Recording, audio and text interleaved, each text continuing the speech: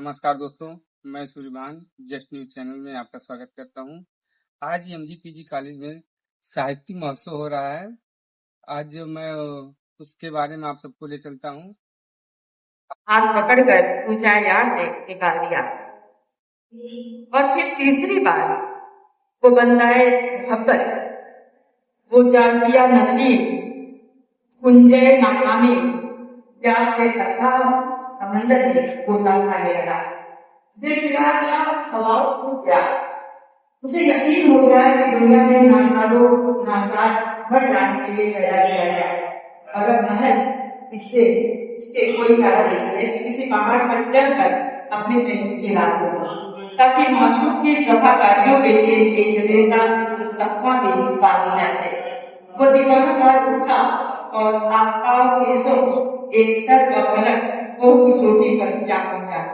किसी और वक्त वो ऐसे ऊंचे पहाड़ पर चढ़ने की जरूरत न कर सकता था, मगर इस वक्त चांद देने के जोश में उसे वो पहाड़ एक मामूली टीकरे से ज्यादा ऊंचा नजर न आया।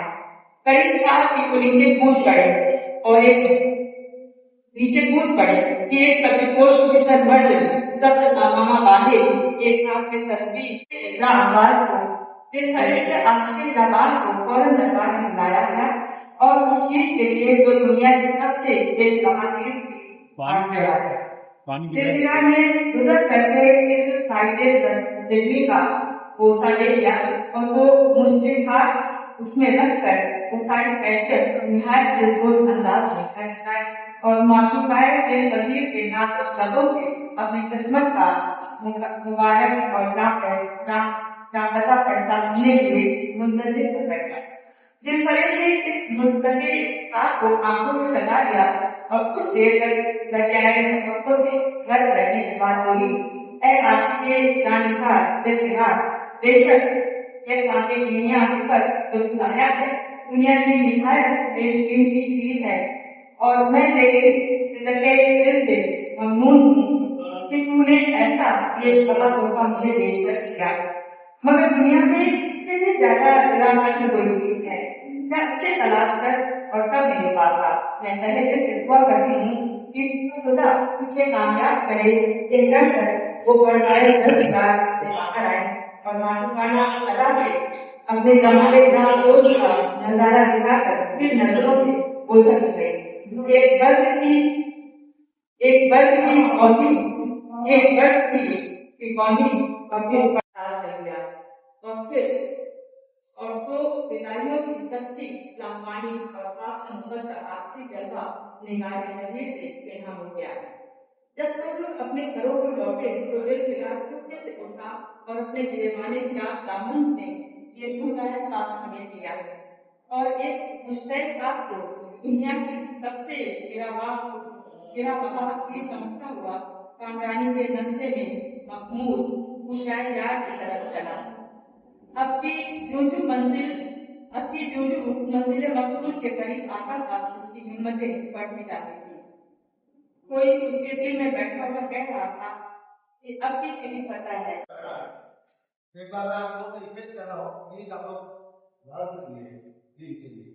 प्रेमचंद जी की पहली कहानी है और बहुत कठिन भाषा में उर्दू की लिखी हुई है। प्रेमचंद की कहानी है, आप लोगों को भी समझने में आता है पहली कहानी है और कहानी पढ़ने के बाद तो लगा कि परेड नाम के दो में नायक और नायिका है और दुनिया का सत्य क्या है ये आपको इस कहानी के माध्यम से पता चला। ये कहानी बहुत पहले लिखी गई थी लेकिन आज के संदर्भ में इसकी क्या प्राथमिकता है, इस कहानी को पढ़ने और सुनने की क्या आवश्यकता है और ये कहानी आज के समाज पर क्या प्रभाव डाल रही है इस पर इस कहानी का समीक्षा करने के लिए भविष्य की प्रतिशत ही मैं चाहूंगा एक बार जोरदार तारीफ के लिए तो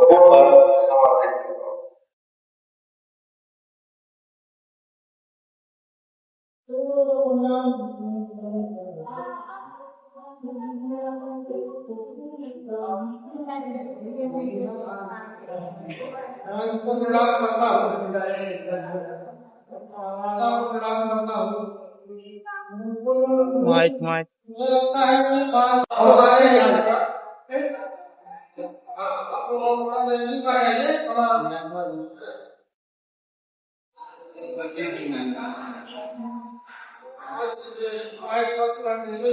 रही है।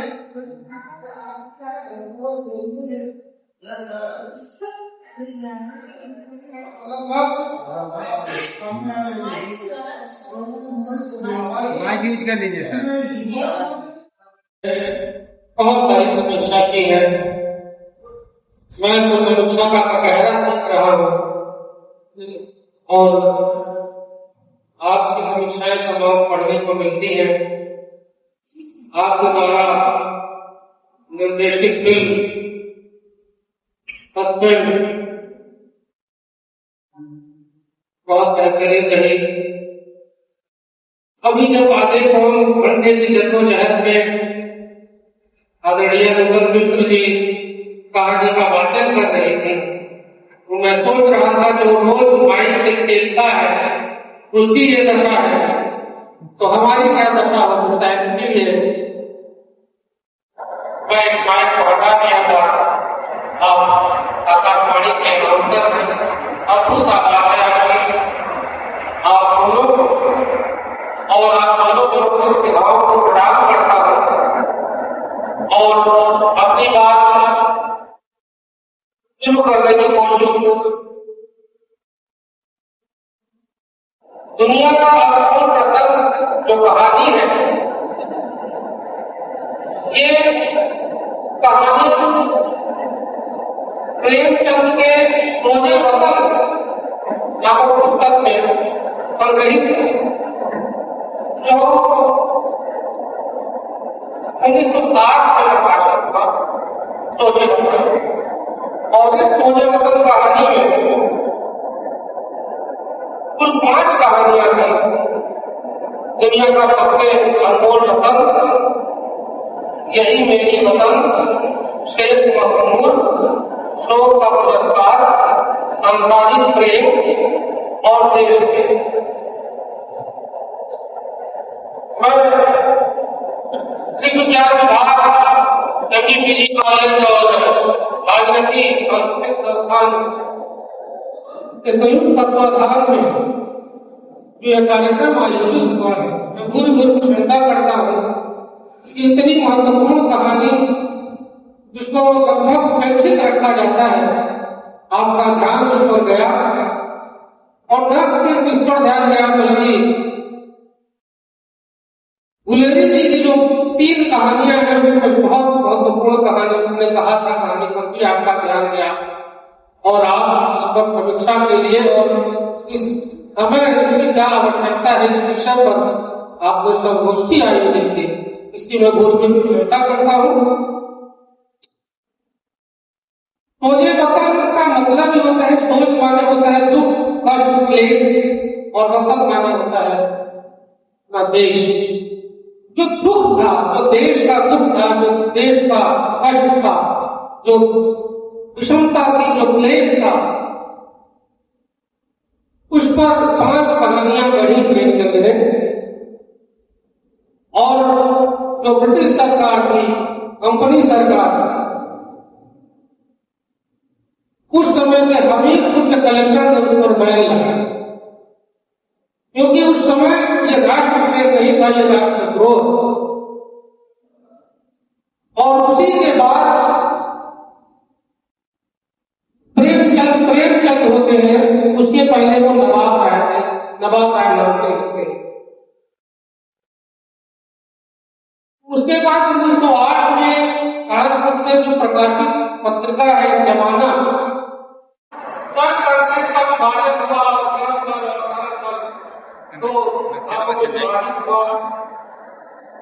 उस समय का छुटकारा पाएगा और आधुनिकता के युग वो समय मासूम और मासूका था। प्रेमचंद इस हुस्न और इस मासूम और मासूका कांग्रेस का अधिवेशन बंगाल का विभाजन इन सबको देखते हैं और भारत को देखते हैं। भारत की अर्थव्यवस्था को देखते हैं, भारत के लोगों की स्थिति को देखते हैं और भारत जो साहित्यकार है, साहित्यकार अपने समय को देखता है, परखता है, अपने अंदर पकाता है, फिर लोगों के सामने रखता है। उस समय तमाम सारी कहानियां लिखी गई, इंदुमती लिखी गई, एक टोकरा भर माटी मिट्टी लिखा गया, धुलाई वाले लिखा गया, महिला की रामचंद्र का 11 वर्ष का समय लिखा गया, राजा भोज का सपना लिखा गया, इंशाअल्लाह रानी देवी की कहानी लिख रहे थे। ऐसे में जरूरत क्या पड़ी कि दुनिया का सबसे अनमोल रतन बैठे हुए हैं। नवल ने जब इस कार्यक्रम की सूचना मुझे दी और उसका लिखित एक कार्ड के माध्यम से जो मुझे न्योता दिया, उसमें इस कहानी का नाम दुनिया का सबसे अनमोल रत्न। मुझे लगता है कि कहीं न कहीं इसमें थोड़ी सी त्रुटि हो गई है, क्योंकि दुनिया का सबसे अनमोल रत्न प्रेमचंद का नहीं।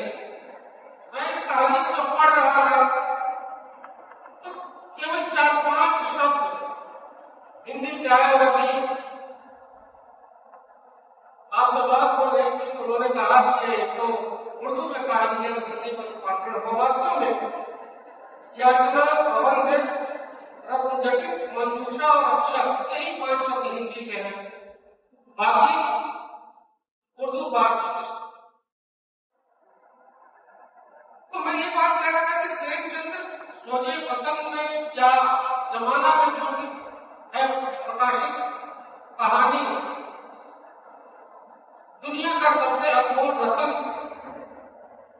उनसे हमारी प्रार्थना है कि अमृतसर के बम्बू काट वाली की गोली का अंत लगा है, जबकि बड़े शहरों की चौड़ी सड़कों पर घोड़े की भीड़ को चाबुक से घूमते हुए इक्के वाले कभी घोड़े की नानी से अपना निकट यौन संबंध स्थिर करते हैं, कभी उसके खुद हुई अंगों से डॉक्टर को डराने वाला परिचय देते हैं, कभी रात चल रहे पैदलों की आंखों के चिन्ह होने पर तरस खाते हैं, कभी उनकी पैरों की अंगुलियों के कोरों को छीन कर अपने को ही सताए हुआ बताते हैं और संसार भर ज्ञानी और शोध के अपराध में नाक घिसके चले जाते हैं।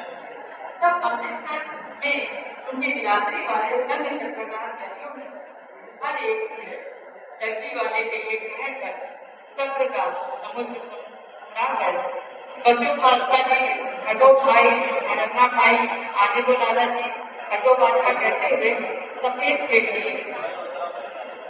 अक्षरों और बतखों गन्ने और ऊंचे और भारे वालों के जंगल से राह देते हैं।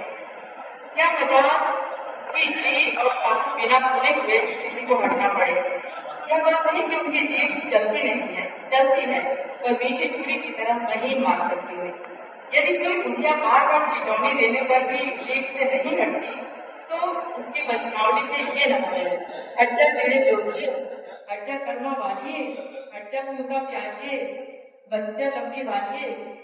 समझती में इसका अर्थ है कि तू जीने योग्य है, तू भाग्यों वाली है, पुत्रों को प्यारी है, लंबी उम्र तेरे सामने है, तो क्यों मेरे परियों के दोनों कहानियां लिखने के बहुत मन लगा मुझसे क्या बात पूछो, लेकिन वास्तव में जो पता बैठा हुआ है तो मुझे कुछ समझ में साफ आती है कि आपका कौन क्या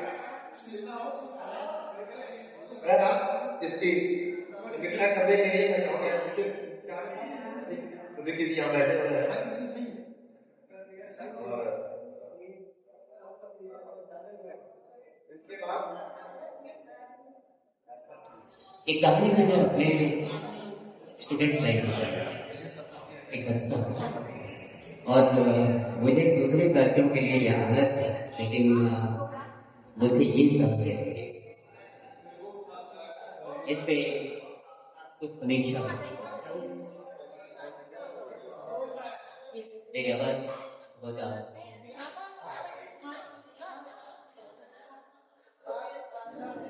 अभी 2 कहानियों का पाठ हुआ। प्रेमचंद की कहानी को काफी मुझे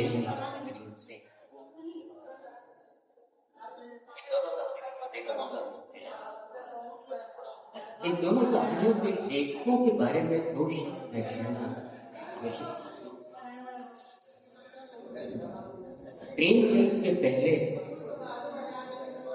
कहानियां होती थी, शुरुआत होती थी इस तरह कि एक राजा एक रानी जाती थी, वहां आप आदमी कही जाती सुनी जाती, सिर्फ राजा राजा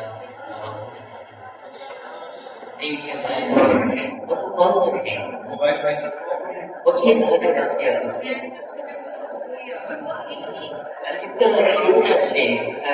शुरू से तीन उसमें लड़का लड़की का लड़का वो बहुत छोटा बातचीत करता है तो बता, और जब वो जाने को होते कहते कुर्बानी होगी, मतलब क्या तेरी शादी होगी, वो थक गए और दोबारा वो कहता है, फिर वही सवाल करता है, कहती है फिर और इस कहानी में मुख्तलिफ गुनाहों पे आप कर दीजिएगा और तीसरी बार जब वो लड़कियों को जाते वक्त तेरी कुर्बानी होगी,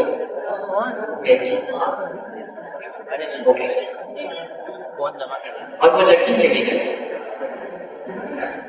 लॉकडाउन लड़का अब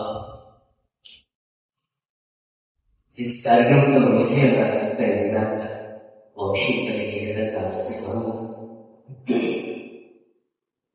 सबसे पहले ये देशी शब्दों से बातचीत कीजिए, उनका परिचय अगर मैं आदरणीय सुजीत पांडे जी, इनका नाम पत्रकारिता जगत से जुड़े लोग बताने की जरूरत नहीं, इसकी एक लंबा इतिहास है। ये दैनिक जागरण अखबार में संपादक रह चुके हैं और इनके तरह के बीच जो भी हुआ है बहुत से बातें ये सबको भी देखे और उनके बगल में है डॉक्टर महेंद्र कुमार सिंह। और ताजा हौसले, ताजा जोश और दैनिक इतिहास का सहारा पाकर खुश खुश पहाड़ से उतरा और जानते मुनाजत की मुद्दतों तक गुरबार जंगलों, शररबार रेगिस्तानों, दुश्वार गुजार वादियों और नाकाबिले उबूर पहाड़ों को तय करने के बाद दिलदार हिंद की पाक सरजमीन में दाखिल हुआ और एक खुशगवार चश्मे में सफर की दुर्घटना होकर गलबाए मादगी से लगे हुए बाहर ले गया। शाम होते वो एक कभी 10 मैदान जा पहुंचा जहाँ बेशुमार पुष्टा और बेजान लाशें बेगोर कफन पड़ी हुई, सातों गगन और वहशी परिंदों की गर्भ बाधाई थी और सारा मैदान खून से शंगर हो रहा था। ये हैबतनाक नजारा देखते ही इफ्तिकार करने लगे गया, बुलाया किस कतार में जान फंसे, मरने वालों का कलाम सिसकना और गेंडियां रगड़ कर जान देना, दरिंदों का हड्डियों को सोचना और गोश्त के टुकड़ों को लेकर भागना। मैदान काटता है और लाशें सोना सिपाहियों की है। इतने में करीब से कराहने की आवाज आई, दिल बिगाड़ की तरफ गिरा तो देखने पर सिर निगू पड़ा है, सीने से खून का फव्वारा जारी है, मगर शमशीरे आकार का कब्जा पंजे से अलग नहीं हुआ। दिलफिकार ने एक चीथड़ा लेकर टहाने जख्म पर रख दिया ताकि खून रुक जाए और बोला, ऐ जवान मर्द, तू कौन तलवार की काट नहीं देती? मैं अपनी माँ का बेटा और भारत का लगते जिगर। ये कहते कहते उसके तेवरों पर पल पड़ गए, दर्द चेहरा अशंकी हो गया और शमशीरे आकार फिर अपना दौड़ दिखाने की चमक। दिलफिकार समझ गया था कि ये वक्त वतन गुर्बत ज्यादा मुसाफिर हो, इधर ढूंढता भटकता हाजिर था। बराए करम मुझसे यहाँ की मुझसे कैफियत बयान कर। ये सुनते ही जख्मी सिपाही निहायत शीरी लहजे में बोला, अगर तू मुसाफिर है तो आ और मेरे खून से तर पहलू में बैठ जा, क्योंकि यही दो अंगुल जमीन है जो मेरे पास बाकी रह गई है और जो सिवाय मौत के कोई नहीं छीन सकता। अफसोस है कि यहाँ ऐसे वक्त में आया जब हम तेरी मेहमान नवाजी करने के काबिल नहीं थे। हमारे बाप दादा का देश आज हमारे हाथ से निकल गया और इस वक्त हम बेवतन हैं, मगर हमने हमलावर करने से जिगरी से प्राण लेता है। ये आसपास जो लाशें देख रहा है, ये उन लोगों की है जो इस तलवार के हाथ उठ रहे हैं। मैं बेवतन हूँ, मगर गनीमत है इसकी हरीफ के हल्के निकाल रहा हूँ। क्या तुमने ये मरहम रख दिया? क्यों नहीं रख रहे? इसे रोकने से क्या फायदा? क्या मैं अपनी वतन में गुलामी करने के लिए जिंदा हूँ? नहीं, ऐसी जिंदगी से मरना अच्छा है, इससे बेहतर मौत मुमकिन है। जवान मर्द की आवाज बंद हो गई, अज़ान टीके हो गए, खून के इस कसरत से बहा की अब खुद ब खुद बंद हो गया। रह रहकर एक आध कल्पना टपक पड़ता था, आखिरकार सारा जिस्म बेदम हो गया, कल्ब की हरकत बंद हो गई और आप लोगों ने देखा एक कलाकारों का नाम ऐसे ही क्रम करते जाते हैं। इन सभी का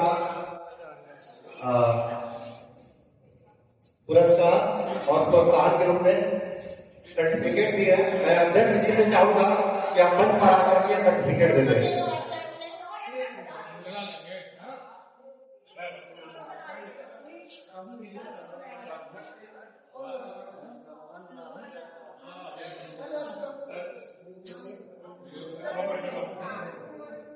मंच पर आना और ये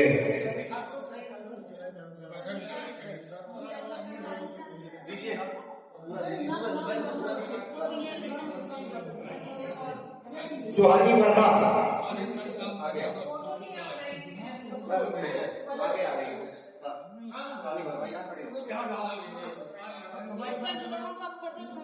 तनिषा मन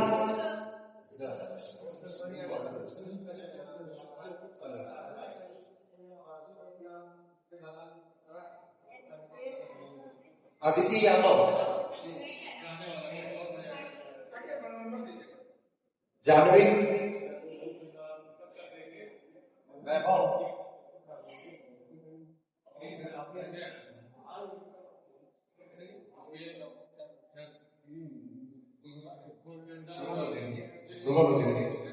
मुस्कान चंद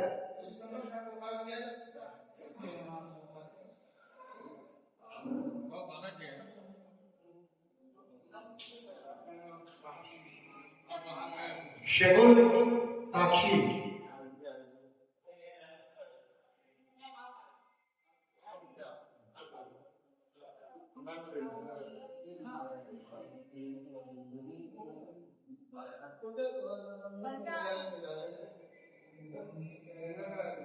दीपिका अम्बेडकर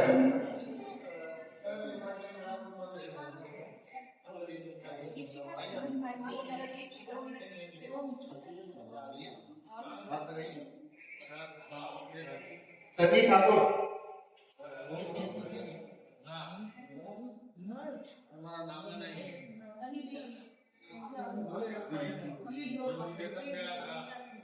शिवांगी साहनी ठीक है, यहाँ हो गया। कभी कभी देखिए ग्रुप फोटो हो जाता है, आप लोग टिकट लेकर के खड़े हो जाएंगे।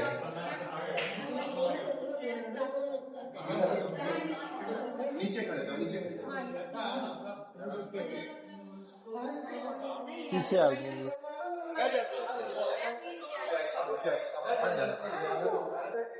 ठीक है,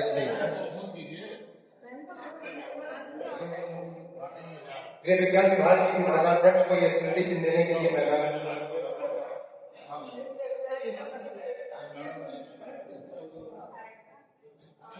और एक बार तालियां बजा सकते हैं।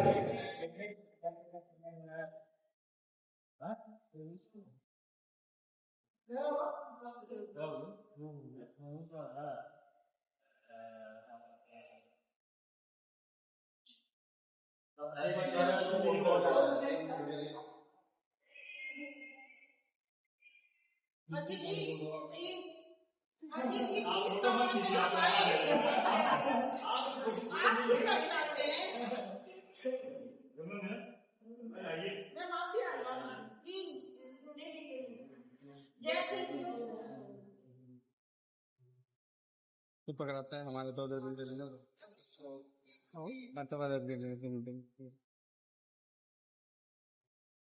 मतलब